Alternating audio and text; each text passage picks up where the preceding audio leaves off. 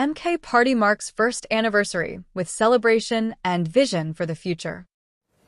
All right, as we earlier indicated on the show, the MK Party is preparing for its first birthday rally in Durban this December. The party leader, Jacob Zuma, will address an anniversary celebration. However, today, in Ekurhuleni, the party, founded, of course, by the former president, Jacob Zuma, in December 2023, will reflect on its progress and outline its future vision. SABC News political reporter Natasha Puri joins us live once again from Frosloras in Ekurhuleni. Natasha, I do understand that you will be speaking to Mr. Floyd Shivambu. I think that's what I managed to gauge right next to you. Certainly touching on the gains of the party and what it expects to do in future in the run-up, of course, to that big celebration that is expected in December. Well, Griselda, you summed it up quite correctly, definitely, as the MK Party will be marking a year in December.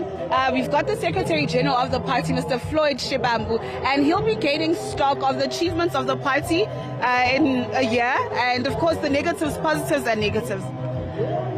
Look, we are here to launch the celebrations of Mkhonto weSizwe's first anniversary. We are now obviously the strongest organization to ever exist within 12 months in South Africa since 1994, even since for a very long time. There's never been a political party that got to enjoy the support and the strength that Mkhonto weSizwe has. So Mkhonto weSizwe is still less than 12 months, but it's the leading party in the province of KwaZulu-Natal.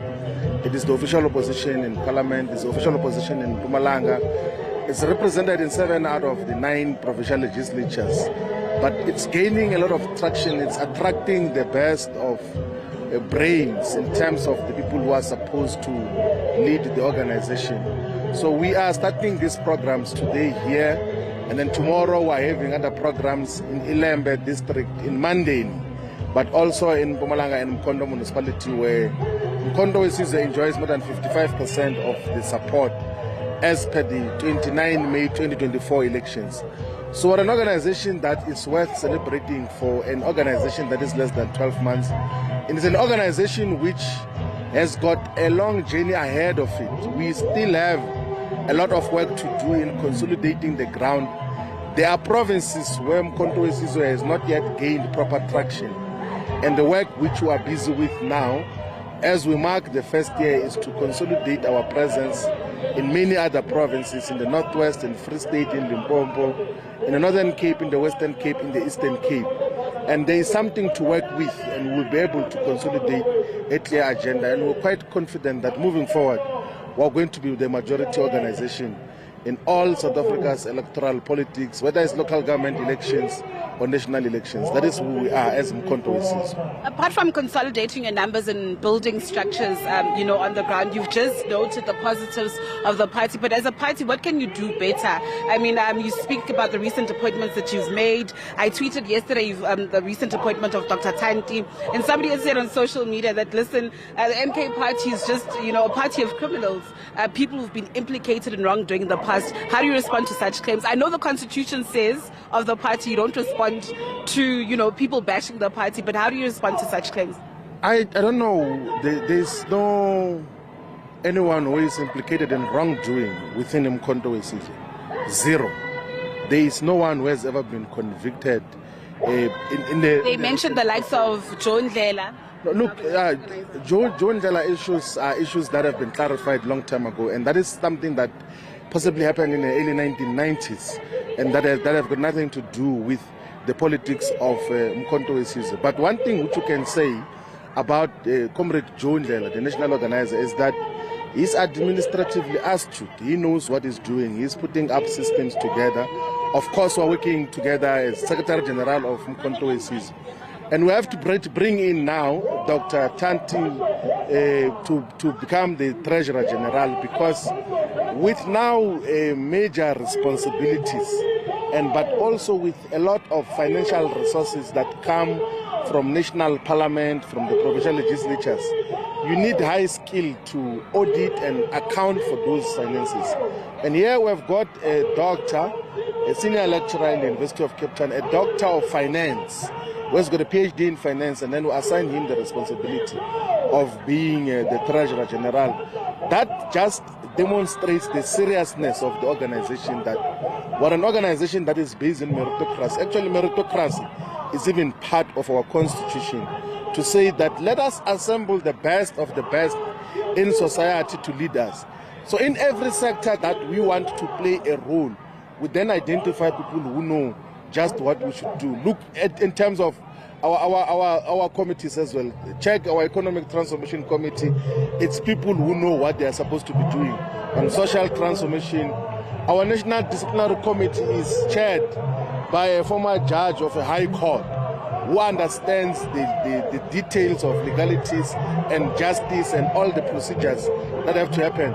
Our national prosecutor internally for internal prosecution issues is Prince Mukotedi, who was a senior prosecutor in the NPA. So we are thorough in everything else that we do. And we do not pull back in terms of identifying the best of the best. We do not just go and pick up people because they sing better slogans. We do not just pick people because they are master functionalists. We pick the best of the best who are relevant for different skills to play in the organization. And the approach that we have taken thus far is going to guarantee us both qualitative and quantitative expansion as an organization to become an alternate government that must lead for the total liberation of black people and Africans in particular. Before we go to your plan of action for 2026, let's talk about something that's going to happen on the 4th of December, major by-elections in Thabazimbi. How are your prospects looking there as Umkhonto sees?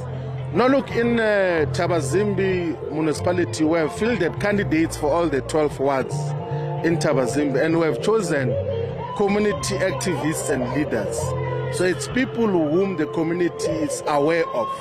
We did not impose anyone from outside. It's people who come from the communities of Thabazimbi. So even when we go there, there is very little role which we can play ourselves as national leaders, as provincial leaders, as members of parliament, everyone who's deployed there. They realize that there is very little role they can play because our candidates are gaining traction, they've got acceptance. The members of the community are familiar with the people who are our ward and PR candidates in Thabazimbi municipality. We are quite confident that as compared to the numbers that we got in the 29 May elections, we are going to get relatively far much better than what we did before. And we believe that we will bring the necessary long overdue stability that is needed for Thabazimbi municipality to become a functioning and functional, efficient, responsive municipality, because it has been having these problems for quite some time now. And your plan of action to actually gain municipalities or win over municipalities come 2020-2026? Now look, what we are doing now is to consolidate and build the organization on the ground. There's a lot of people who are interested in associating with and joining Umkhonto Sizwe. What we are busy with now is to consolidate a solid organization on the ground. Because you can't lead government if you do not have a solid and sound organization. And of course, in the province of KwaZulu-Natal and Mpumalanga, we are consolidating on the victories which Umkhonto Sizwe has already achieved in the 29th May. We want to defend those gains and defend those votes so that we do not lose the support that came in huge numbers. Because if we were to count the number of municipalities that Umkhonto Sizwe outrightly won in the 29 general May elections, we would be leading definitely more than 35 municipalities in South Africa currently. So we want to defend that, but also expand our hold into many other municipalities, including here in Ekurhuleni, the city of Johannesburg, the city of Cape Town, all the major metropolitan municipalities, Buffalo City, Nelson Mandela Bay, Mangaung, because there's been so much misgovernance and misdirection. There's been so much misplacing of unskilled people to lead those municipalities. So Umkhonto Sizwe is now a platform that is consolidating the best of the best and skilled people to lead not only at national level, even at the basic local level. We're going to be assembling the best of the best so that we then provide a much more responsible and responsive government that is going to improve the lives of our people and lead service delivery, job creation, and all the basic things that are needed by our communities. I can't let you go before asking this, and I hope I'm going to get a response from you. I don't know if you saw when the EFF actually marched to the Constitutional Court on Tuesday, the leader of your former political home, Mr. Julius Malema, said that the agenda of the MK party is to destroy the EFF. How do you respond to such claims? I honestly did not see that. I did not see him saying that. Okay, I'm telling you now. So I'm not even aware of that. But one thing which we know is that Mkhonto Wesizwe is not existing to destroy any political party.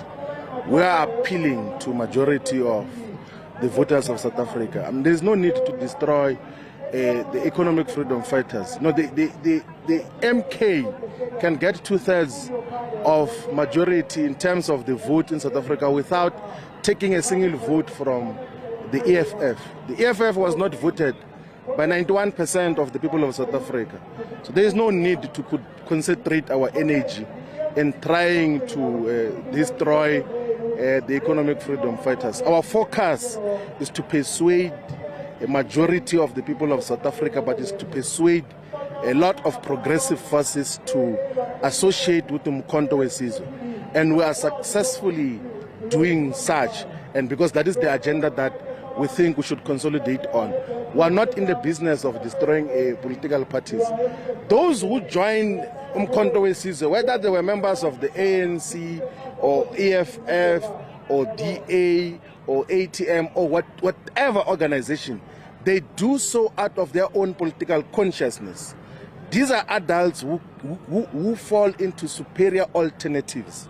They realize that here is a proper vehicle that is assembling the best of the best. Let us associate with it instead of existing in small and viable fiefdoms that have got no potential, none whatsoever, to could win electoral power in South Africa. So we're in no business to try to destroy any organization as Mkhonto Wesizwe. What we know though is that we're going to unite the majority of the people of South Africa. We're going to unite more than 2/3 of the voters of South Africa behind the banner of Mkhonto Wesizwe, which is going to take over political power in local government, will take over political power at national level on behalf of the people, so that we can drive through a thoroughgoing transformation agenda to empower our people.